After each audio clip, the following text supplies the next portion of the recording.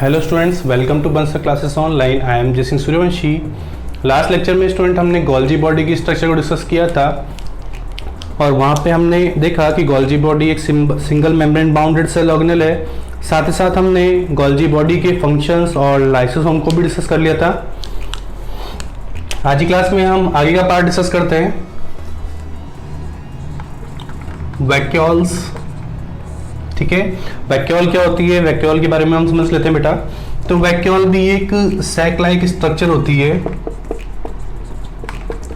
कैसी स्ट्रक्चर है बेटा? ये भी सैक लाइक स्ट्रक्चर है और इसको डिस्कवर करने वाले साइंटिस्ट थे, डिस्कवर्ड बाय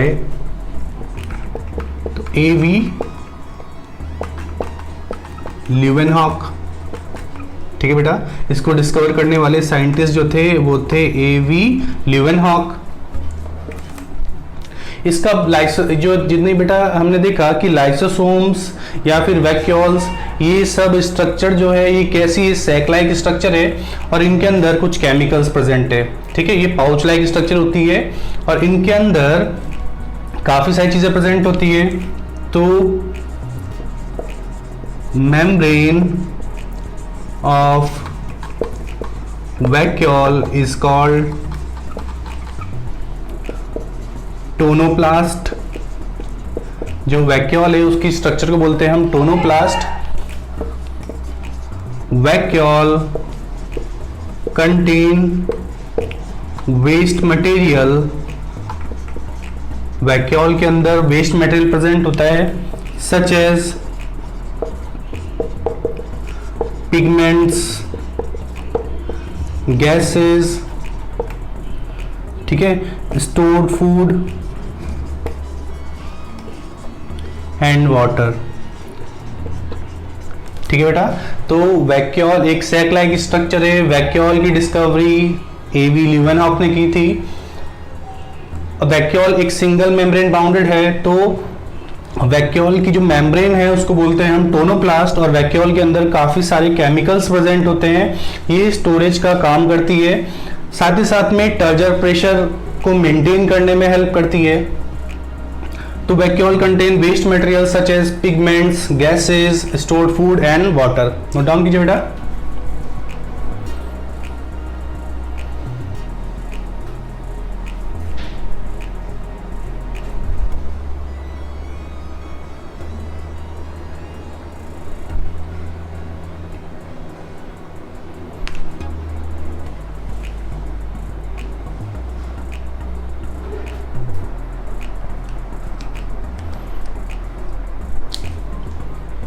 ठीक है बेटा, इसको रफ कर रहा हूं मैं।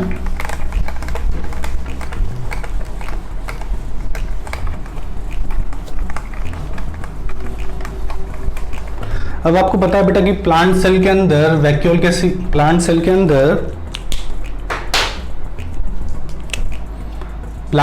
अंदर क्या प्रेजेंट होती है? Plant cell contain a large central vacuole. Plant cell के अंदर एक लार्ज सेंट्रल वैक्यूल होती है। इट मेंटेन टर्जर प्रेशर को मेंटेन करने में हेल्प करती है। ये टर्जर प्रेशर क्या होता है बेटा? वैक्यूल का जो सेल वॉल पे प्रेशर अप्लाई होता है उसे बोलते हैं हम टर्जर प्रेशर। तो प्लांट्स में एक लार्ज सेंट्रल वैक्यूल प्रेजेंट होती है, हमने डिस्कस किया था। जहां पर हमने प्लांट्स और एनिमल के डिफरेंसेस देखे थे, वहां पर हमने डिस्कस किया था बेटा कि प्लांट्स के अंदर एक लार्ज सेंट्रल वैक्यूल होती है और इसी की वजह से न्यूक्लियस की पोजीशन एसेंट्रिक होती है, न्यूक्लियस साइड में प्रेजेंट होता है। वैक्यूल टर्जर प्रेशर को मेंटेन करती है।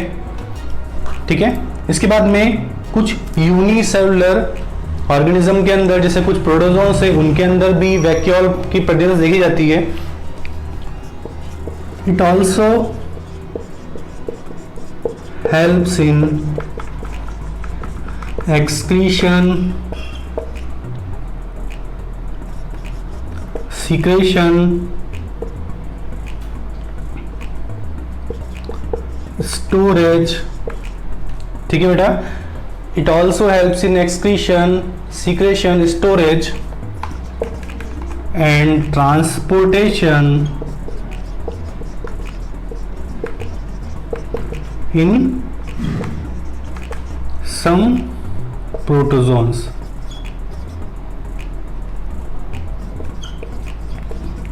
या फिर लिख सकते हैं हम यूनिसेलुलर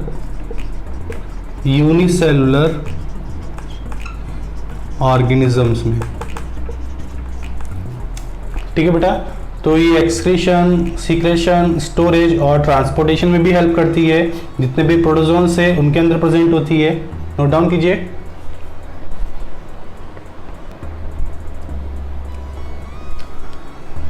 तो वैक्यूल बेटा क्या है? वैक्यूल एक सेक लाइक स्ट्रक्चर है।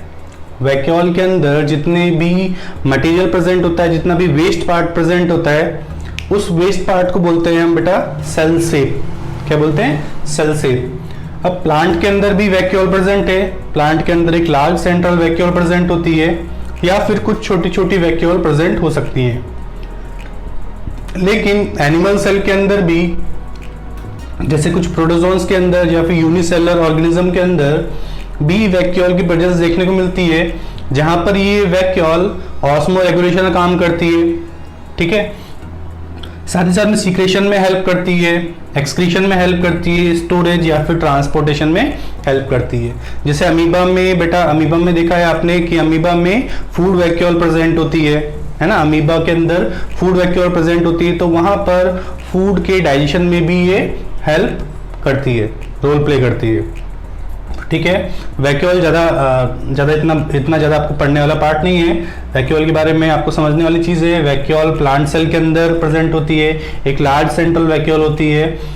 अमीबा में फूड वैक्यूल होती है बेटा।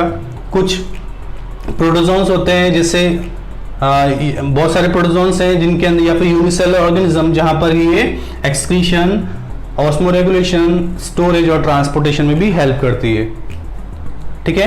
और इसके अंदर जितना भी वेस्ट पार्ट होता है बेटा, वैक्यूल के अंदर जितना भी वेस्ट मटेरियल होता है एक प्लांट सेल के अंदर, उसे बोलते हैं हम सेल शेप, SAP। ठीक है। क्या बोलते हैं बेटा? Cell shape. साथ ही साथ में ये टर्जर प्रेशर में भी, टर्जर प्रेशर को मेंटेन करने में हेल्प करती है। ठीक है। एक वैक्यूल का सेल वॉल पे अप्लाई जो प्रेशर होता है बेटा, उसको बोलते हैं हम टर्जर प्रेशर। रफ करते हैं बेटा इसको। कुछ और छोटे छोटे से टॉपिक्स हैं जिसको भी हम कवर कर लेते हैं।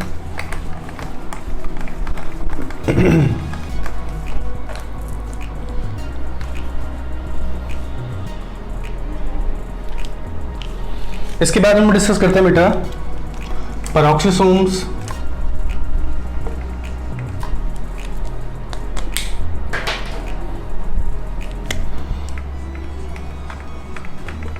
पेरोक्सिसोम्स।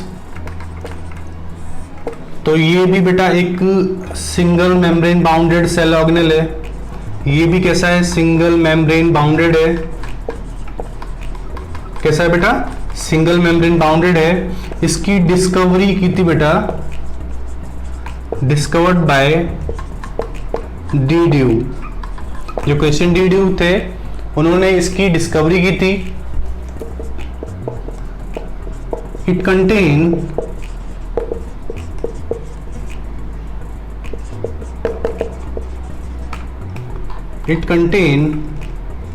peroxidase enzyme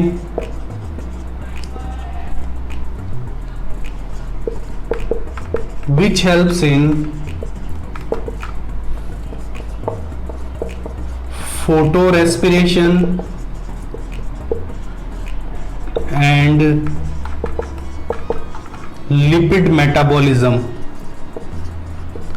तो ये जो बेटा एंजाइम होते हैं इसके अंदर, ये फोटो रेस्पिरेशन में हेल्प करते हैं प्लांट्स के अंदर। ठीक है। कार्बोहाइड्रेट को बनाने में हेल्प करते हैं, C2C3 साइकिल में हेल्प करते हैं बेटा। साथ ही साथ में लिपिड को मेटाबॉलिज्म में भी हेल्प करते हैं, लिपिड को कैटालाइसिस करने में भी हेल्प करते हैं ये एक एनिमल सेल के अंदर। ठीक है। जितने भी टॉक्सिक वेस्ट प्रोडक्ट होते हैं उनको भी ब्रेक डाउन करने में ये हेल्प करते हैं। लीवर सेल्स के अंदर इनके नंबर काफी ज्यादा होते हैं। तो हमने देखा कि वैक्यूल क्या होती है, वैक्यूल छोटा सा पार्ट है बेटा, हमने उसको डिस्कस कर लिया।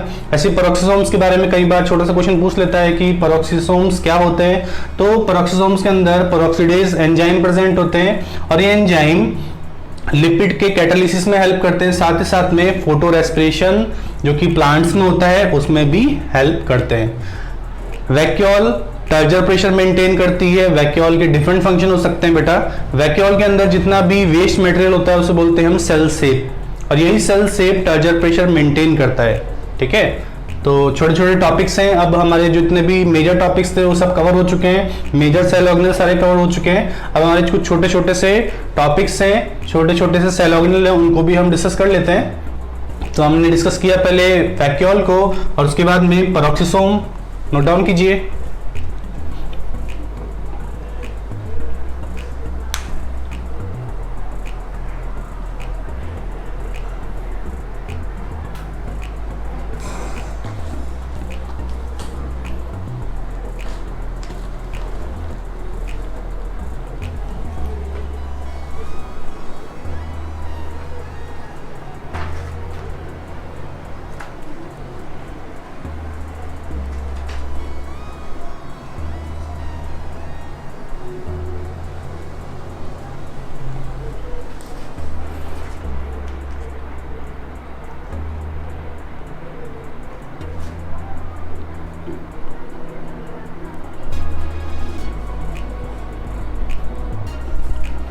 ठीक है बेटा, यहाँ तो समझ में आ गया। इसके बाद हम एक और छोटा सा टॉपिक डिस्कस करते हैं। ये अभी तक हमने देखे endoplasmic reticulum single membrane bounded है, Golgi body single membrane bounded है, लाइसोसोम सिंगल मेम्ब्रेन बाउंडेड है, वैक्यूल सिंगल मेम्ब्रेन बाउंडेड है, और अभी जो हमने डिस्कस किया बेटा पेरोक्सिसोम्स, ये भी सिंगल मेम्ब्रेन बाउंडेड है। इसके बाद डिस्कस करते हैं हम मेम्ब्रेनलेस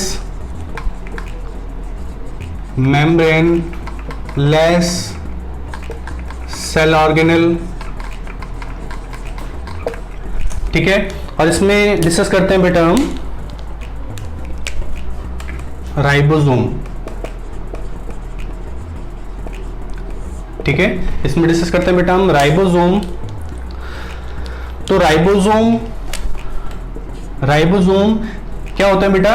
राइबोसोम्स अलग अलग टाइप के होते हैं। हमने देखा था जब हम प्रोकैरियोटिक और यूकैरियोटिक सेल को डिस्कस कर रहे थे, जब हमने माइटोकॉन्ड्रिया और प्लास्टिड को डिस्कस किया था, तो हमने देखा था कि 70s और 80s दो टाइप के राइबोसोम होते हैं। तो इट वाज डिस्कवर्ड बाय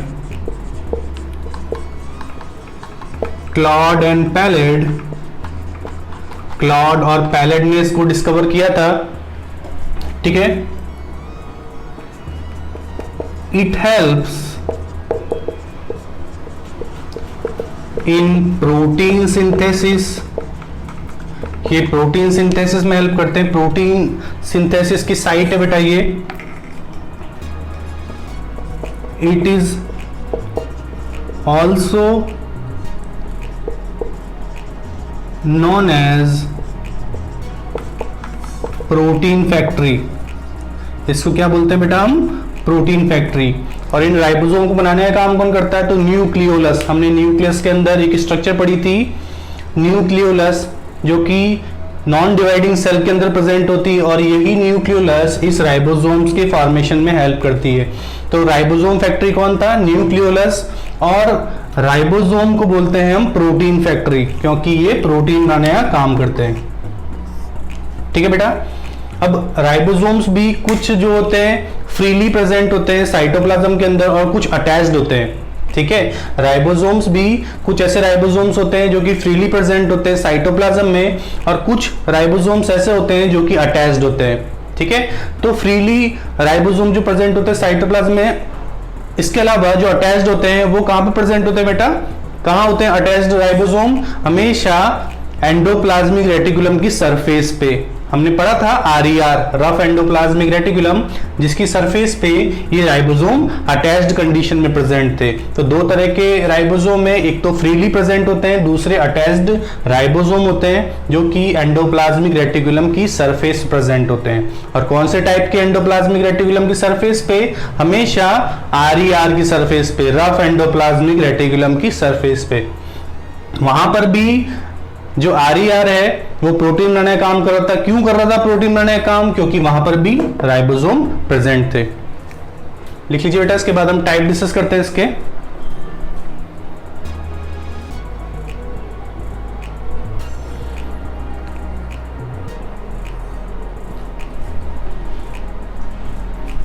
ठीक है, रफ कर रहा हूं बेटा इसको मैं।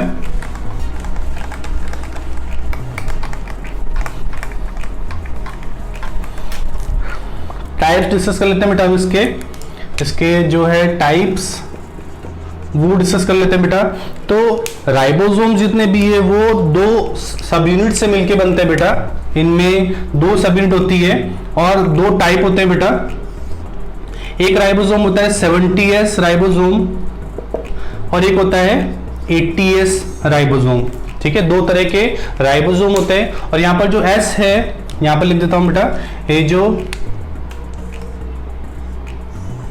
ये जो S है इसको बोलते हैं हम स्वेटबर्ग कॉफिशिएंट। इसको क्या बोलते हैं बेटा? Svedberg coefficient. अब 70S राइबोसोम में भी अलग अलग यूनिट होती है और 80S राइबोसोम में भी अलग अलग सब यूनिट होती है। तो इसकी सब यूनिट क्या है? ठीक है, इस तरह की सब यूनिट प्रेजेंट होती है बेटा। 70S राइबोसोम की दो सब यूनिट होती है, 30S और 50S। 80S राइबोसोम की भी दो सब यूनिट होती है, 40S और 60S। ठीक है, आपसे पूछता है कि 70S की स्मॉल सब यूनिट कौन सी है? तो ये है बेटा स्मॉल सब यूनिट, और ये क्या है? लार्ज सब यूनिट। ऐसे ही ये जो 80S है, 80S की भी दो सब यूनिट है। 80S की भी दो सब यूनिट है, 40S और 60S। 40S सब जो है बेटा ये यहां पर स्मॉल सब यूनिट है और ये 60S क्या है बेटा? ये है एक लार्ज सब यूनिट। ठीक है, तो राइबोसोम देखा हमने, राइबोसोम प्रोटीन बनाने का काम करता है। राइबोसोम्स अलग अलग टाइप का होता है। हम ये देख चुके हैं कि 70S राइबोसोम कहां प्रेजेंट होते हैं और 80S राइबोसोम कहां प्रेजेंट होते हैं। अगर हम बात करें 70S राइबोसोम की, तो 70S राइबोसोम कहां कहां प्रेजेंट होते हैं बेटा? ये प्रेजेंट होते हैं प्रोकैरियोट्स में। ठीक है, और कहां प्रेजेंट होते हैं? तो ये प्रेजेंट होते हैं माइटोकॉन्ड्रिया में। और क्या प्रेजेंट होता है बेटा? तो प्लास्टिड के अंदर। ठीक है, अगर हम 80S की बात करें तो 80S प्रेजेंट होते हैं हमेशा यूकैरियोटिक सेल के अंदर। ठीक है, 70S राइबोसोम और 80S राइबोसोम दो तरह के राइबोसोम प्रेजेंट है। 70S राइबोसोम के दो सब यूनिट प्रेजेंट है, एक लार्ज सब यूनिट, एक स्मॉल सब यूनिट। ऐसे ही 80S राइबोसोम की भी दो सब यूनिट प्रेजेंट है, एक 40S और एक 60S। इसमें 40S स्मॉल सब यूनिट है और 60S एक लार्ज सब यूनिट है। तो आपको सब यूनिट में से भी क्वेश्चन पूछ लेता है कि 70S की स्मॉल सब यूनिट कौन सी है इन ऑप्शन में से, या फिर लार्ज सब यूनिट कौन सी है। 80S की भी इस तरीके से पूछ लेता है कि स्मॉल सब यूनिट इन ऑप्शन में से कौन सा है, और 60S जो है वो किसकी सब यूनिट है, 80S की है। ठीक है, तो इस तरीके से आपसे क्वेश्चन पूछ लेता है, तो आपको पता होना चाहिए। कई बार क्वेश्चन इनमें से पूछ लेता है कि 70S राइबोसोम कहां प्रेजेंट होते हैं, तो हमेशा प्रोकैरियोटिक सेल में 70S राइबोसोम प्रेजेंट होते हैं। लेकिन यूकैरियोटिक सेल के अंदर दो ही सेल ऑर्गेनेल है जिनके पास में 70S राइबोसोम प्रेजेंट, एक तो माइटोकॉन्ड्रिया, दूसरे प्लास्टिड। बाकी की यूकैरियोटिक सेल के अंदर साइटोप्लाज्म में या फिर एंडोप्लाज्मिक रेटिकुलम की सरफेस पे हमेशा 80S राइबोसोम प्रेजेंट होते हैं। यहाँ पे जो S है वो किसको रिप्रेजेंट करता है बेटा, स्वेडबर्ग कॉफिशिएंट को।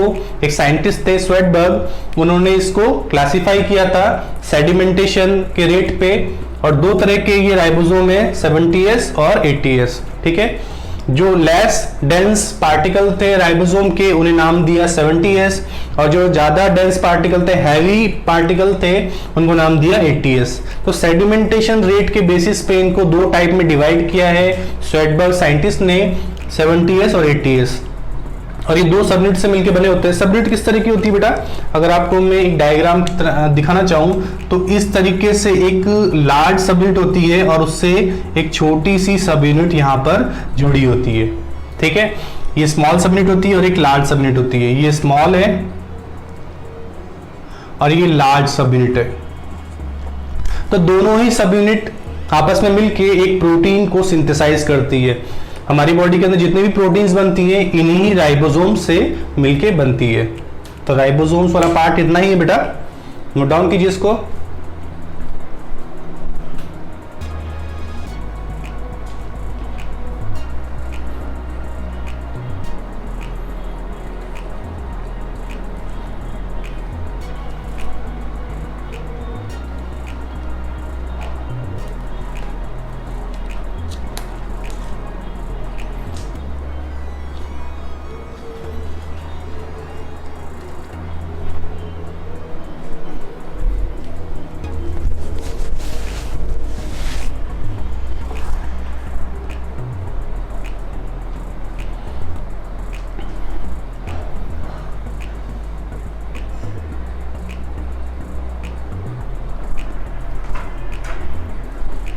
ठीक है, रफ कर रहा हूं बेटा इसको मैं।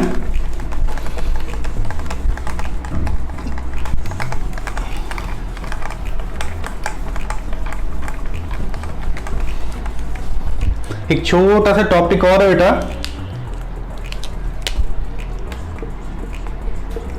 सेंट्रोसोम। ये भी एक मेम्ब्रेनलेस सेल ऑर्गेनेल है। कैसा बेटा, ये भी एक मेम्ब्रेनलेस है, मेम्ब्रेनलेस सेल ऑर्गेनेल है। ठीक है, इस पे कोई मेम्ब्रेन प्रेजेंट नहीं होती है। साथ ही साथ इसको डिस्कवर किया था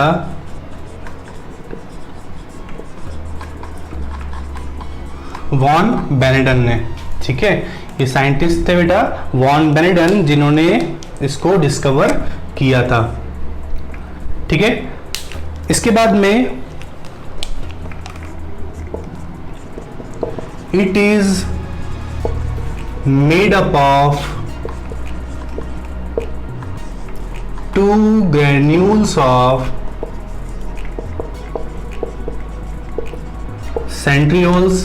तो दो सेंट्रियोल होते हैं एक सेंट्रोसोम के अंदर, दो ग्रेन्यूल सेंट्रियोल्स के मिलके एक सेंट्रोसोम फॉर्म करते हैं, और इसको डिस्कवर करने वाले साइंटिस्ट थे बेनेडन। राइबोसोम भी एक मेम्ब्रेनलेस सेल ऑर्गेनेल है, और ये जो सेंट्रोसोम है ये भी एक कैसा है बेटा, ये सेंट्रोसोम जो है ये भी एक मेम्ब्रेनलेस सेल ऑर्गेनेल है। और ये किसके अंदर देखने को मिलता है, तो it is present in animal cell. Animal cell के अंदर देखने को मिलता है, प्लांट सेल के अंदर ये एब्सेंट होते हैं। It helps in the separation of chromosomes during karyokinesis. अब बेटा कैरियोकाइनेसिस क्या होता है, मैंने आपको बताया था, जब न्यूक्लियस के अंदर डिवीजन होता है तो उसको बोलते हैं हम कैरियोकाइनेसिस। और न्यूक्लियस के अंदर क्रोमोसोम्स प्रेजेंट होते हैं, तो जिस टाइम पे सेल साइकिल होता है बेटा, सेल डिवाइड होती है जिस टाइम पे, तो सेल के डिवाइड होने के टाइम पे क्रोमोसोम्स को सेपरेट होने में भी ये सेंट्रियोल्स हेल्प करते हैं। तो मेम्ब्रेन बाउंडेड सेल ऑर्गेनेल है, इसको डिस्कवर किया था बेनेडन ने। इसमें दो ग्रेन्यूल्स प्रेजेंट होते हैं और उन दोनों ग्रेन्यूल्स को बोलते हैं बेटा हम सेंट्रियोल्स। और यही सेंट्रियोल्स जो होते हैं बेटा वो स्पिंडल फाइबर्स फॉर्म करते हैं, और स्पिंडल फाइबर ही क्रोमोसोम्स को सेपरेट करने में हेल्प करते हैं ड्यूरिंग कैरियोकाइनेसिस। कैरियोकाइनेसिस के टाइम पे यही सेंट्रियोल्स क्रोमोसोम्स को सेपरेट करते हैं, ठीक है। जितने भी सिस्टर क्रोमोसोम्स होते हैं उनको सेपरेट करने में हेल्प करते हैं। तो it helps in the separation of chromosomes during karyokinesis. Note down कीजिए, एक पॉइंट और लिख लेते हैं इसका हम, ठीक है। रफ कर दूं बेटा इसको मैं, एक पॉइंट और लिख लेते हैं इसका।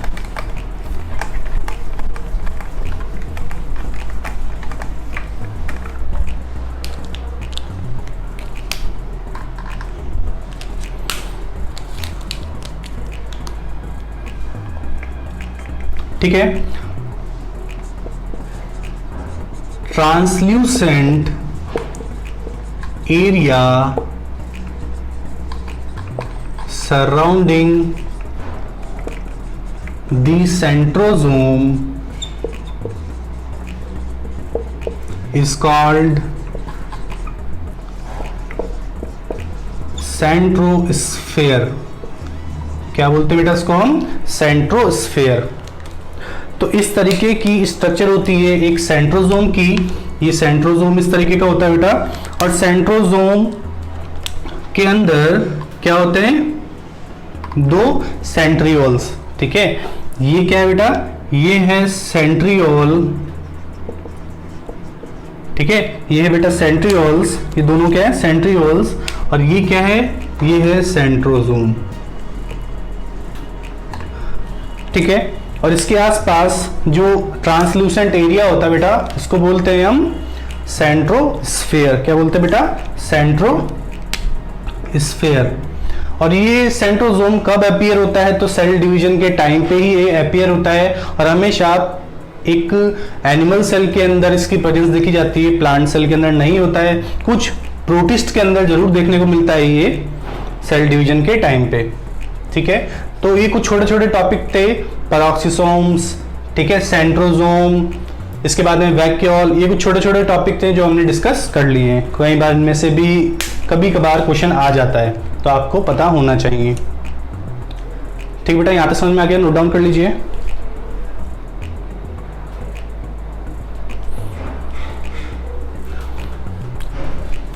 ठीक है, तो हमने देख लिया बेटा सारी चीजें एक सेल के अंदर। हमने स्टार्टिंग से सेल के बारे में इंट्रोडक्शन देखा, सेल क्या होती है, कौन कौन से टाइप की सेल होती है, सेल थ्योरी किसने दी, सेल थ्योरी के पॉइंट्स क्या है, ठीक है। इसके बाद में हमने डिस्कस किया कि प्रोकैरियोटिक और यूकैरियोटिक सेल क्या होती है, प्लांट सेल और एनिमल सेल क्या होती है, कौन कौन से टाइप के सेल ऑर्गेनेल्स प्रेजेंट होते हैं, डबल मेम्ब्रेन बाउंडेड कौन से होते हैं, सिंगल मेम्ब्रेन बाउंडेड होते कौन से होते हैं, और मेम्ब्रेनलेस सेल ऑर्गेनेल कौन कौन से होते हैं। इसके बाद कभी कभार आपसे क्वेश्चन पूछ लेता है, कुछ पॉइंट्स है बेटा, तो कभी कभार आपसे पूछ लेता है कि लार्जेस्ट सेल कौन सी है, लार्जेस्ट सेल, ठीक है। तो लार्जेस्ट सेल कौन सी बेटा?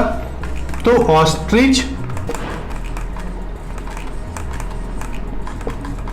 Egg cell is the largest cell in the world.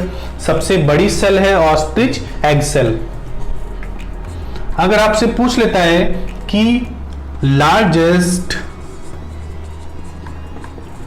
Cell organelle कौन सा है, तो है बेटा न्यूक्लियस।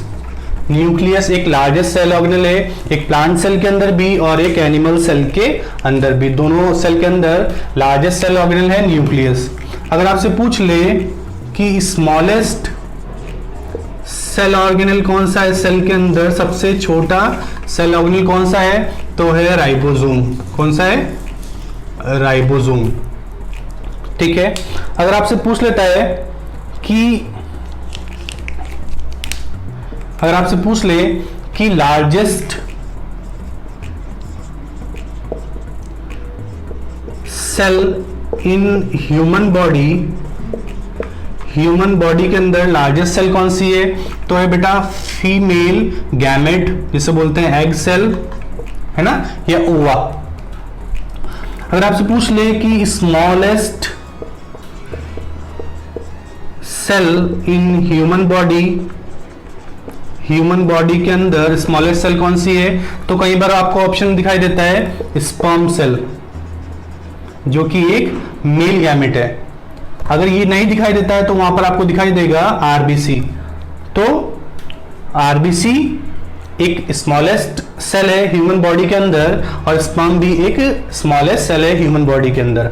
अगर दोनों आपको ऑप्शन देता है और पूछ लेता है इन दोनों में से सबसे छोटी कौन सी है, तो हमेशा स्पर्म सेल ज्यादा छोटी होती है एक आरबीसी की कंपैरिजन में। ठीक है बेटा, इस तरीके से क्वेश्चन दे देता है आपको। पूछ लेता है कि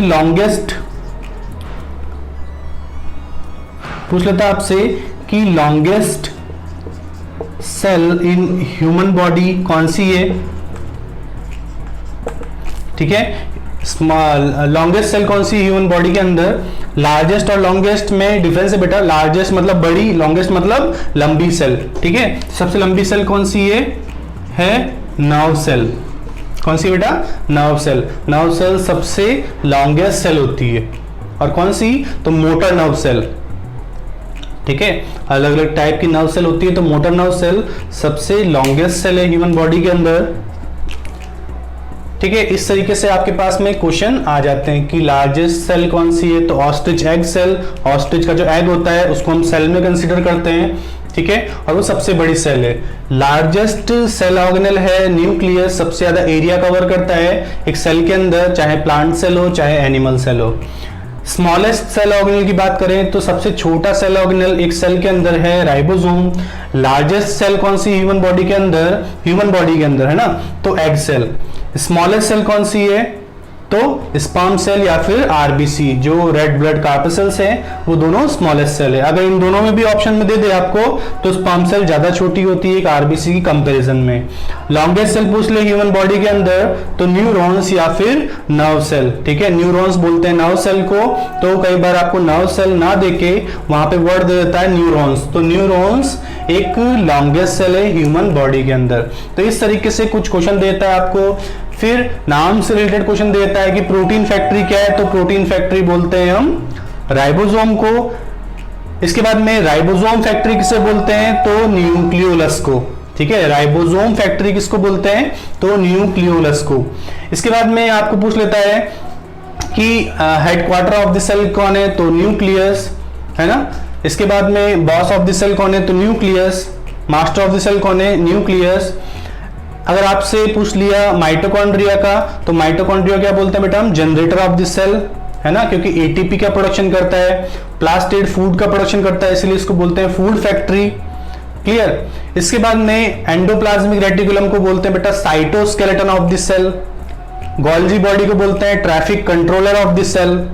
ठीक है, लाइसोसोम को बोलते हैं सुसाइडल बैग्स। तो इस तरीके से आपको कुछ क्वेश्चंस और मिल सकते हैं। तो ये हमारा सेल वाला पार्ट बेटा कंप्लीट हो चुका है, आप इसको अच्छे से समझिएगा और ये पॉइंट इंपॉर्टेंट है। Largest cell organelle, smallest cell organelle, largest cell in human body, smallest cell in human body और longest cell in human body. तो आप इसको नोट डाउन कीजिए और अच्छे से लर्न कीजिए। नेक्स्ट लेक्चर में हम एक न्यू चैप्टर स्टार्ट करेंगे, तब तक के लिए take care and good luck.